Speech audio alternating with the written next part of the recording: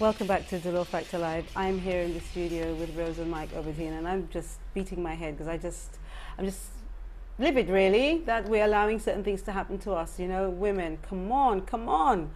Okay, we're going to open the telephone lines now. If you have a question that you'd like to ask or something you'd like to share with us, this is the time to call. And as we're waiting, I'm going to read worrying emails, and a lot of people are actually sending us their particular personal problems, and it's all stemming from cheating. Here's one. I have been married for the past 5.5 years to a handsome, kind, hardworking and loving man, and I know many women may be attracted to him and even try to get him, to which I did not anticipate him giving in. We are both Christians and he goes out of his way to assist people. About 10 months or so ago, I became aware of a friendship I felt, in my view, as a woman and wife, was a bit too close for comfort. I drew it to his attention and expressed how it made me feel. However, he kept insisting that this was just a friend. One thing some men fail to realize is that women have a sixth sense and can sense a rat from a distance.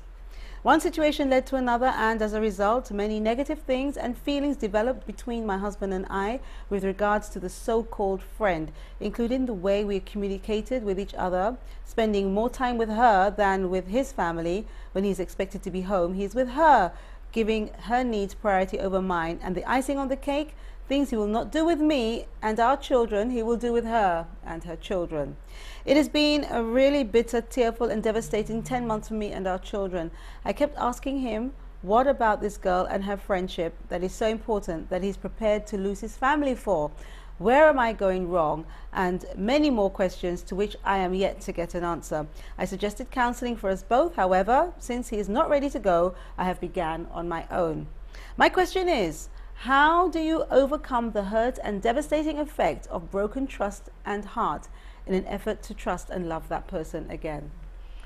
Oh, this is a process, Delia. This is not something that happens. You cannot regain trust overnight. It's really a process. So but why would she even ask that question? No,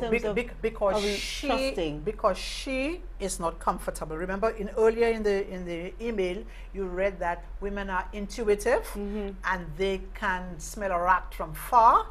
So she is aware that something is going on. So that's why she has already started losing trust. Because, come on, you were always with the family, with the children, we were doing things together and all that, and all of a sudden you stop doing that. No, that's and not my point though. My point though is, why is she asking that question? Because he hasn't come to her and said, oh, okay then, I admit I'm doing something wrong, I'm sorry, I'm showing remorse. Isn't that when she should be asking that question? No, the question is, how can I regain the trust, you know, because she has already lost the trust. It's not waiting for him to come and tell her that I have accepted me doing something wrong, you know. She has already smelled a rat.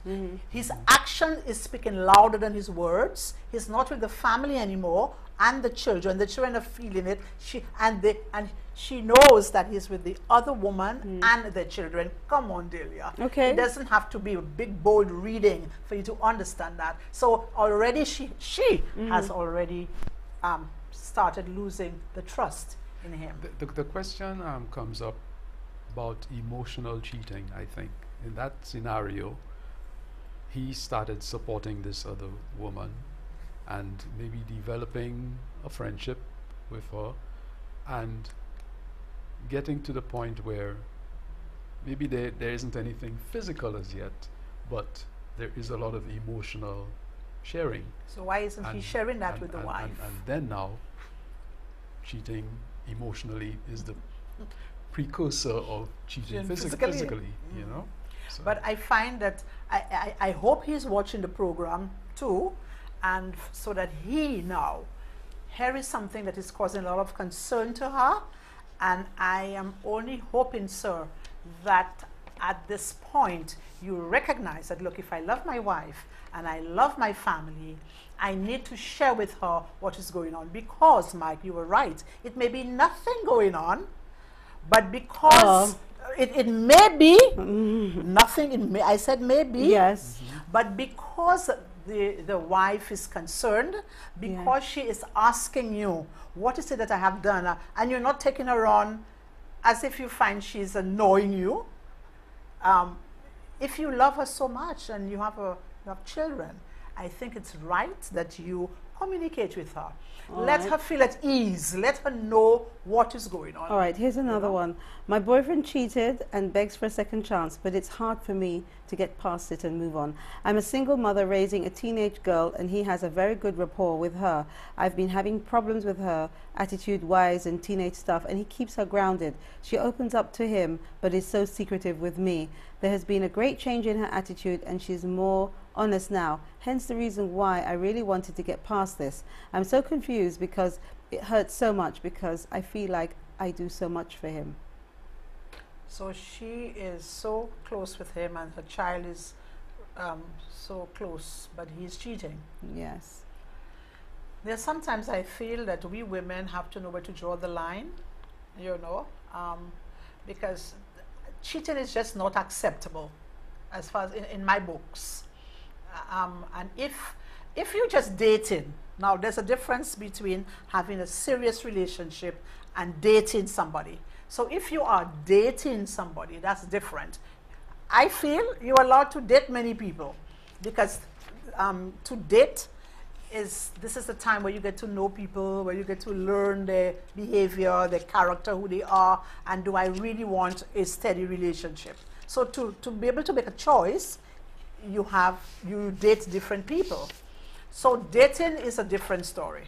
But when we talk about that, we have decided now to be with each other, and then you start to cheat. I have a problem with that.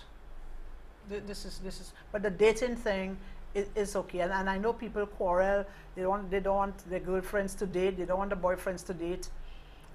I remember when Mike and I started dating as young people. I dated other guys and he dated other girls. I don't know what he did with his girls while they were dating, but I know that when it came to sex, there was no sex in the dating I had with the boys. Mm-hmm. So that's, but I chose Mike. Okay. Because after I dated all these other guys, I realized that Mike was the man for me. Can I just stop you there, because we want to take a call? Sure. Hello, welcome to Dolor Factor Live. Thank you for calling. Good night. I've been trying to get you guys, and I was getting voicemail. However, good night, Mighty Mighty and Mrs. Mighty Mighty and moderator. Good night. I have one concern. Yes. When you and the lady is speaking or discussing, I realize Mighty Mighty is staying very quiet and listening. But when he's talking or making a point, you interrupt him. So, Mr. Moderator, please don't interrupt Mr. Mighty Mighty, because he's making a valid point. And just one thing, Mighty Mighty make a point already, so I don't have to go over that. So that was well taken. The other thing is, years ago, millions of years ago, or thousands of years ago, it's like a man thing, and as if even God wanted it. I don't know if that's right to say, but men, when they cheated with another woman, they would stone the woman to death, and they would let the man go free.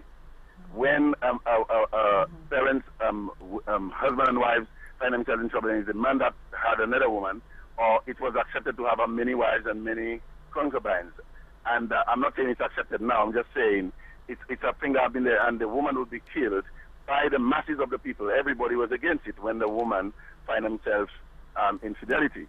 But when it is a man, it used to go free. Nothing used to happen to the man. So even now, in the context Mighty Mighty put it, it's what he's saying, that when the woman carries a child, it has to be the man's child. The man, if the man have a child outside, it will be outside. It will not come in the home. But the woman having the child on with another man besides her husband, that child is in the home, and it creates problems. It creates a lot of, well, I won't go over that. So you know what I'm trying to say. So the program is nice. I like it, and interesting. And both ladies are making valid points. It's just that when Mighty Mighty is speaking, I would like you all to stay quiet. When we are talking, it's gone. But I would say that in welfare dues, when you spoke right at the beginning, we were very quiet and we listened to you. Of course we did. Mike? Yes, you know what this was? This is a man trying to say two women are two women and one man. but he made a lot of sense in what he was saying. That is so true. This used to happen before. Yeah. I don't know for now. I doubt this is happening now. But give society a chance. This is what it will still be. That And verbally, it's like that. Because if it's a woman who goes around, a femme kafa bike on her, you know, as if, you know, can you imagine a woman? If it's a man, wow, boy, a bit macho, you know, a bit Yes, full it's of two different women. standards. So Yes. they still do it verbally. Yes. Yes. All right, well, we're due for a break, so we're going to take that break. When we come back, last opportunity, if you have a question or a statement, and Rose and I promise we won't say anything. This is Dolor Factor Live. We'll be right back after the break.